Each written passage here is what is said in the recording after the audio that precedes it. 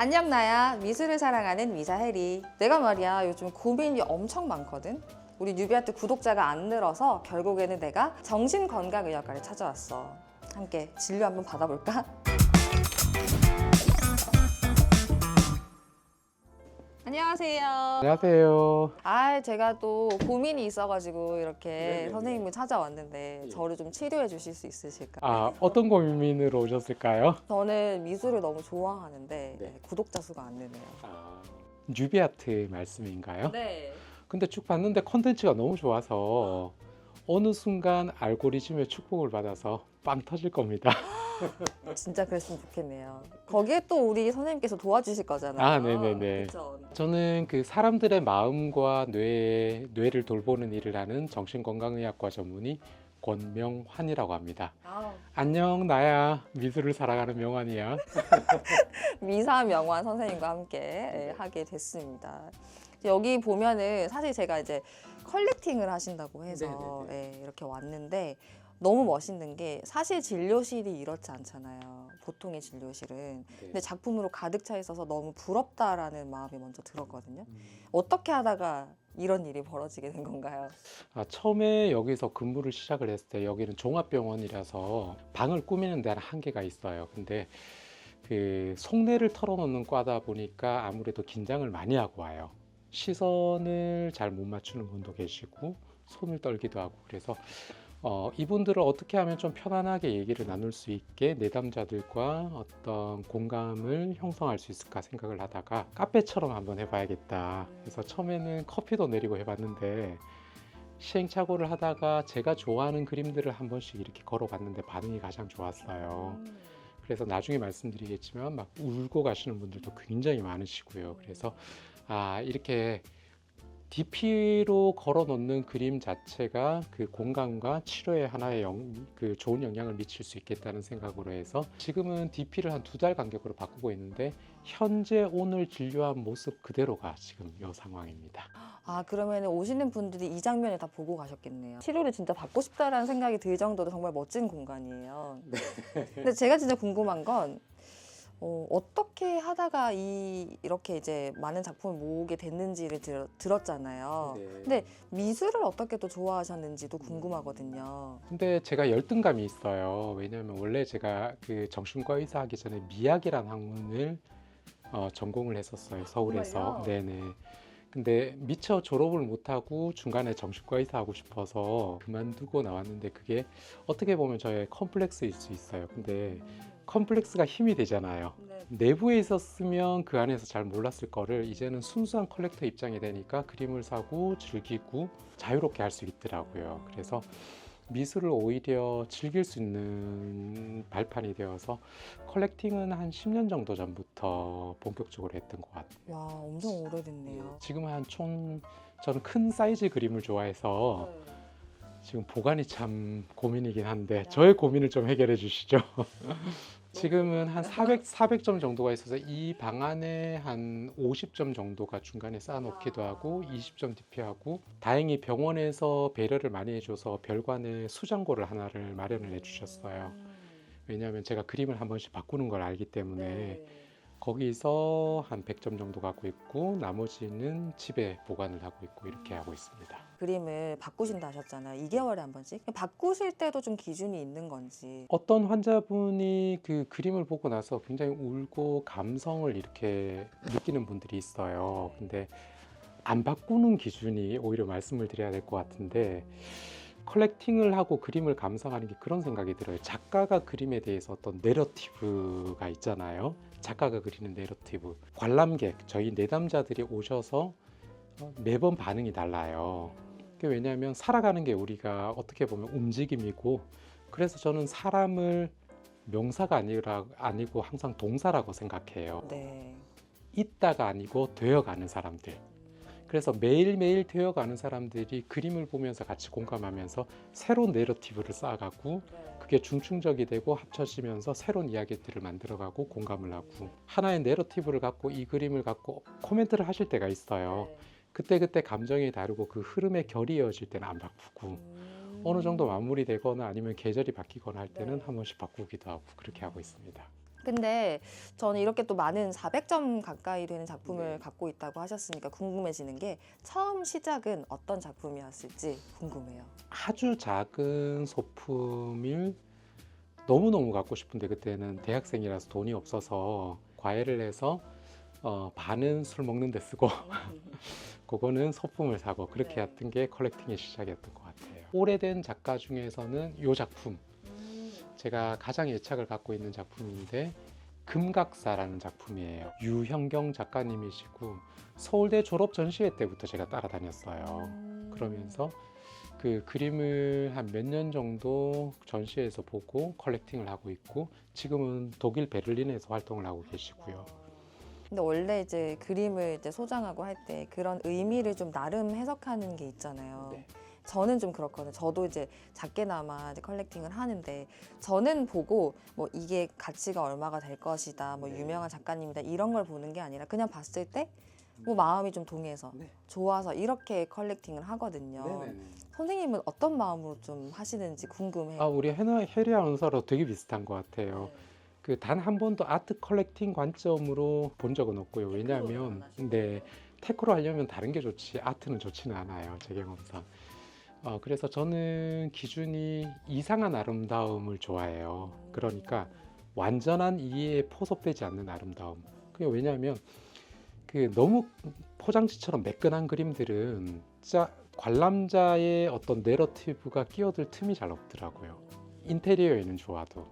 그래서 오히려 완전한 이해를 계속 끊임없이 미끄러지는 아름다움 같은 경우에는 새롭게 제가 매일매일 움직이면서 살아가면서 새롭게 느끼는 내러티브를 그림과 같이 쌓아가면서 계속 움직이는 거잖아요. 그런 부분들이 내면 성찰이나 아니면 나 자신을 확장하고 그러다 보니까 매번 다르게 살고 여러 번 사는 경험을 하게 해주는 것 같아요. 제 경우에는. 그래서 그런 그림 위주로 컬렉팅을 하고 있습니다. 너무 멋있는 기준을 갖고 계시네요. 근데 저는 사실 처음에 컬렉팅 시작할 때 되게 충동적으로 시작했거든요. 그냥 네. 좋아서. 근데 이제 주변에 어떤 친구들이나 보면 어떻게 뭐 기준을 잡아야 되고 시작을 해야 되는지 모르겠다 하는 친구들이 많더라고요. 근데 10년이 넘으셨잖아요. 어떻게 보면 선배님이신데 좀 조언을 해주실 수 있을지. 근데 그림을 잘 아는 사람도 아니고 전문가도 아니고 그냥 개인 컬렉터라서 정답은 아닐 거고요. 순수한 제 기준으로 말씀드리면 제 경우에는 말씀드린 것처럼 그냥 일단 제일 중요한 거는 취향인 것 같아요. 어떤 기준보다도 자기의 미감, 취향에 맞는 작품인 것 같고 거기서 한 말씀만 더 드리자면 저는 개인적으로 그 첫눈에 깔끔한 그림, 깨끗한 그림 걸어놨을 때 시간이 지났을 때 빨리 질리는 경우들이 있더라고요.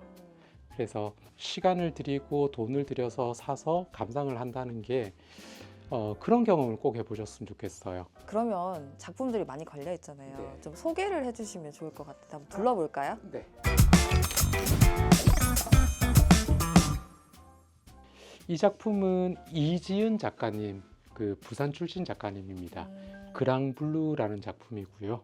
이 그림은 환자분들이 오셔서 가장 많이 이 앞에서 울어요. 왜냐하면 10년 앞에 마주선 것 같다. 그러니까 어떤 분들은 미술을 좀 아시는 분들은 마크 로스코의 어떤 생면 앞에 있는 것 같다는 말씀도 하시고. 근데 작가님하고 얘기를 해봤는데 실제로 붓을 한 20개 이상을 쓰셨대요. 왜냐하면 이 잔물결들 하면서 벌어졌을 때 새로 버리고 해서 한 2달 정도 시간이 소요된 작품이라고 하고요. 그리고 여기 보면 그 밑에 떠 있는 여성이 있고 구하러 가는 남성이 있고 한데 요거는 작가님과 대화를 통해서 이런 거를 조금 장치를 넣으면 어떻겠는가 같이 얘기를 해서 탄생을 했던 작품이고요. 아트 부산에서 컬렉팅한 작품인데 안지산 작가님 작품이에요. 근데 이 그림을 봤을 때 제가 첫눈에 거의 포획되다시피 했어요. 제일 마음에 들었던 제 원픽이었는데 비바람 같은 것들 거친 어떤 비바람이나 날씨도 잘 표현을 했지만 원래 이 그림 바깥에서는 사냥꾼이 있어요. 총을 갖고 그리고 천적도 있고 그 안에서 팽팽한 긴장감을 느껴지기도 하고 또 어떨 때 봤을 때는 굉장히 고독해 보이기도 하고 실제로 여기 오시는 분들 중에서도 코멘트를 많이 하세요. 환자분들이 하고 이거 나를 보는 것 같아요. 얘가 슬퍼 보여요. 얘를 닮고 싶어요. 이런 표현들 많이 하는 게 아마 거기에 대한 공감을 많이 하시는 게 아닌가 싶어서 이 그림을 굉장히 좋아하는 작품입니다. 이 작품은 색감이 독특하고 이 뭔가 붓질이 시원시원하게 느껴져서 네, 멋있는 작품이네요. 제가 한 400점 세보진 않았는데 아마 한 4, 500점 정도 될 것 같은데 그 중에서 가장 좋아하는 그림이고 유영경 작가의 금각사라는 작품입니다. 교토에도 실제로 금각사가 있고요. 이거를 그 작가님이 2019년도에 설악산에 한두 달 정도 계시면서 혼자 낯선 곳, 외로운 곳에서 이거를 그리셨어요. 그때 갖고 가셨던 게 소설책 중에서 금각사라는 책이 있어요. 유키오라는 그 소설가가 썼는데 거기에 어떤 내용이 나오냐면 이게 절대 아름다움을 가진 게 금각사예요. 근데 어릴 때부터 그 얘기를 듣다 보니까 거기에 강박처럼 느껴져서 거기에서 족쇄처럼 느껴져서 벗어나기 위해서 절대적인 미, 절대미를 파괴를 해야 되겠다. 벗어나려면 해서 불을 지르는 게 나와요.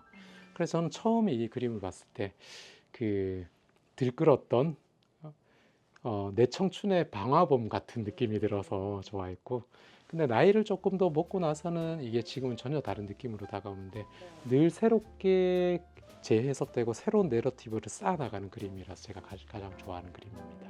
그래서 정신분석이나 최면을 하는 카우치 옆에 이렇게 놨고, 바로 소개를 해드리자면 감성빈 작가님 그림이 두 점이 있습니다. 그 감성빈 작가님은 제가 가장 많은 컬렉팅 개수를 보유한 작가님 중에 한 분이신데요. 어떤 분들은 그렇게 얘기해요. 정신과에 이런 우울한 그림 갖다 놔도 되느냐. 이런 그림을 보면 더 우울한 게 아닌가. 그런데 전혀 그렇지가 않아요. 오히려 너무 밝은 그림을 보라고 했을 때 거지처럼 느껴지고 자기 정서와 동떨어지고 기분 전환을 갑자기 하는 것들이 또 에너지 소모가 돼서 더 힘들어질 수도 있어요. 그래서 오히려 나처럼 이렇게 힘든 상황이 있구나라는 공감지대 자체가 오히려 더 도움이 되는 경우들도 있어요. 공감받는 느낌이네요. 네. 이 작품은 일본 작가입니다. 쿠도 마키코라고 세계적인 작가여서 아시는 분들도 많을 거라고 생각을 합니다. 특히 이 작품은 에피소드가 좀 있어요. 제가 컬렉팅을 하고 있는데 그 가나가와현의 히라츠카 미술관에서 부산으로 따지면 부산 시립미술관 같은 데서 쿠도 마키코 생애전, 종합전을 한다고 이 그림을 대여를 해달라고 얘기가 온 거예요. 그래서 일본에 빌려드렸었는데 어떤 일이 있었냐면 그 이메일만 한 50번을 주고받은 것 같아요. 보험을 이렇게 들어도 되겠느냐, 못을 이렇게 박아도 되겠느냐. 나중에 이 책을 만들어서 주면서 그 권명환의 소장품이다 이렇게까지 해줬는데 거기 캡션에도 문구를 어떻게 써야 되는지까지도 해서 나중에는 제가 거기 지쳐서 당신들 그냥 마음대로 하세요. 저는 다 좋습니다. 이렇게 했는데 한편으로는 일본에서 이러한 어떤 디테일한 부분까지 다루는 인프라가 좀 부럽기도 했던 작품입니다. 그 작가님께 이걸 직접 제가 물어봤었어요. 쿠도 마키코 작가님께. 이게 일본에는 이런 맨홀이 많대요. 해서 한 번씩 비가 오면 여기서 물이 역류한대요. 거기에 대해서 이 소녀의 어떤 미래에 대한 불안을 그렸다고. 그래서 사실 어떻게 보면 우리가 밝은 메시지를 자꾸 줘야 된다는 강박을 갖고 있는 경우가 있잖아요. 근데 행복하려면 행복 강박증에서 벗어나야 되듯이 이 작가님 같은 경우 오히려 이 소녀의 미래에 대한 불안을 그리는 것들이 저한테 묘한 위로를 주고 또 이 그림에 대해서 코멘트를 하시는 분들 밝은데 왠지 슬퍼 보여요. 네, 그런 어떤 그리고 한 분은 아주 독특했던 감상편이 생각나는데 선생님 사랑은 소유가 아니잖아요. 얘가 고양이를 왜 불안을 달래는 건지 반대인지 그런 느낌이 들으면서 사랑을 생각하게 됐습니다라는 전혀 독특한 어떤 해석을 들었던 경험도 있습니다.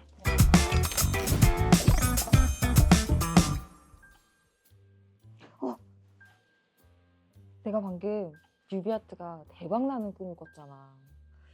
구독 많이 할 거지? 기다릴게. 사실은 말이야, 오늘 컬렉터 탐방하는 그런 순서를 마련을 해봤는데, 앞으로 우리 뉴비아트 이런 순서 많이 마련을 해서 여러분의 컬렉팅에도 도움이 될 수 있도록 노력을 많이 해볼게. 그러려면 여러분 구독, 좋아요, 알림 설정 잊지 말고 우리 다음에 또 보자고. See you!